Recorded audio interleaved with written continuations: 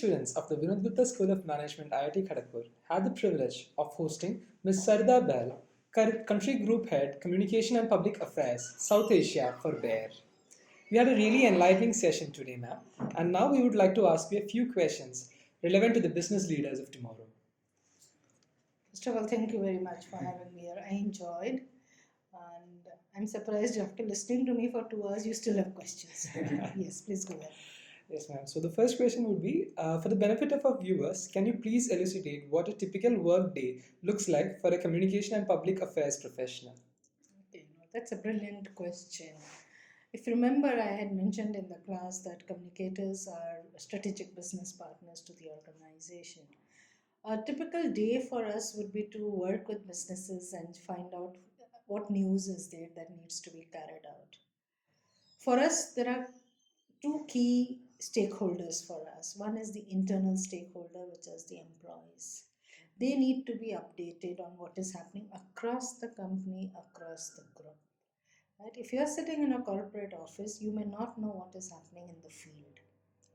Similarly, somebody sitting in, say, the Bangalore office may not know what's happening at the Thane headquarters. How do we bring those stories out which are of human interest, which are of interest to everyone to know what is happening? Right? Because every time otherwise the colleague says, I don't know anything about the business other than the work I'm doing. So we want to change that. Right? So we have a very vibrant intranet which we call BuyerNet. Every morning the whole team sits and assesses what is it the story from their relevant function that can come on the BuyerNet. Now, there are multiple challenges with it. Okay, so you have a story on the BuyerNet, but what if you don't go to BuyerNet? It doesn't work, right? So which means you have to take BuyerNet to the people. So we developed a digital app for BuyerNet for people on the go. So you can on your phone download from the App Store or the Google Play BuyerNet app. Even as an outsider, you can download, you will get some news which is for external public. But if you are an employee, you will get all the updates of what is happening in the South Asia office. With that, you will get icons of social media over news which you can share. So if there is a news which is general, which has no sensitivities or which is only confidential to the company, and it can be shared on Twitter, you will find the Twitter icon there. You click, it will take you to your Twitter site.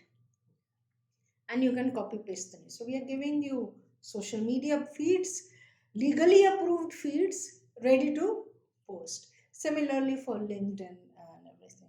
So quite a big day, part of the day goes in assessing. The second is how do you get this news? You need to have colleagues tell you we want to share this. So it's all about networking, creating your worth, creating your credibility. So we do that. A third part is the stakeholder is the media, second, external. Right? So we have to look at these stories and say what is interesting for the outside world, which we can share. And then we give those press releases or we go and meet the media, talk to them, hey, we did something good here. And the media can say, yeah, but this is not of interest, we don't carry stories like this. No problem. Keep it there. If you need more information, I'll come back to you. And that's how it works. So to sum it up, I would say our day begins and ends with trust building, collaboration, yeah, and networking. Thanks a lot, ma'am. So the second question would be, when it comes to amalgamating organizational culture with internal coherence amongst the colleagues, what would be your views on managing that? It has to be managed with a lot of sensitivity. You have to be cognizant of the view that cultures have the potential to shape an organization, and how employees take up culture is very, very crucial to the success of the organization. I think it begins with having everybody on one page where the company's values and mission is. For instance, Bayer's mission is science for a better life. We ensure everybody knows that. If you were to ask any Bayerite, what does Bayer stand for? Science for a better life. That's the beginning of developing a cohesive culture, the mission statement by itself. Right? Second is the values that you have. Bayer has a values called life, Leadership, integrity, flexibility, experimentation. Do you live those life values? You have to exhibit those life values. And leaders play a crucial role by leading the walking that talk. Yeah. Then we have focus behaviors, yeah, which is a customer focus and trust, collaboration. So you have, and those you live and breathe by doing working across teams, by really participating in projects by different functions. Let me give you an example. When we were integrating with Monsanto, we wanted the Monsanto colleagues to move to our office. Now, if you know Mumbai, our office is in Thane, their office was in Andheri. Most of us who do not own a house in a city will buy a rental close to the office area, and you build your life there, right? Your children go to school there, your parents are with you, whatever. And now your office is shifting from point A to point B, which is like complete different direction.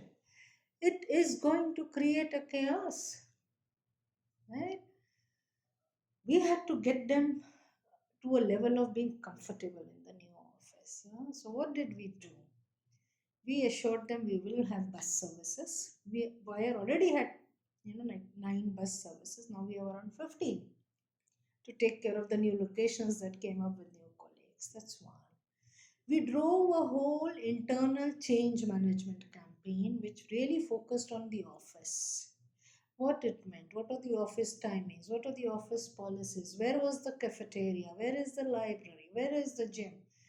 And then we bought all of them to Bayer House and took them on a tour, sightseeing tour of the building to show them this is how the layout is, this is how people sit, this is where the cafeteria is. Yeah? And that is how we dealt with cultural issues related to relocation. I'm just giving you one example of dealing with culture. Similarly, issues of culture can arise across businesses, across selling practices, and all of that. So I think you have to take them head on and look at the way of solutions that kind. But you have to do it together. My culture, your culture, together we have to come together and pick up the best. Yeah, which is what we have done. Again, Bayer was not very strong on inclusion diversity. Monsanto has a very, very strong ethos on this. You're picking that up. Yeah. Thank you, ma'am. And third question would be, considering the spontaneously changing world of social media, where one needs to be extremely cautious and judicious about their words, what would be your suggestion to deal with that? I would say check it out. Yeah. I have to also say that you have to be a little beware of fake news. But you cannot afford not to be out there on social media, especially when the world is there. Yeah, because the news is fast.